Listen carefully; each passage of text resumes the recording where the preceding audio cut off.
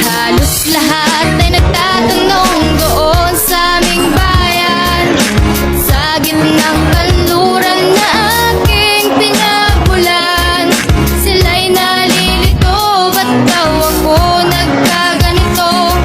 Kung ano ang dahilan, ako lang ang nakakaalam.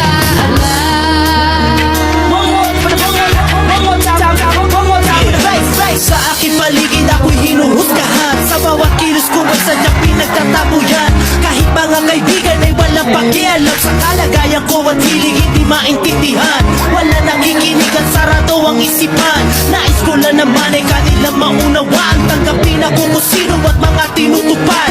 Handa kong harapin ang pagsubok kahit tuwan. Lahat ay kaya, basta't marunong magmahalin. Pamahagi ang biyaya sa harap ng may kapal. Ipaglaban ang talento na pinangahawakan. Kung ano ang dahilan, sadyang hindi nila alam. Magulang ko'y ginawa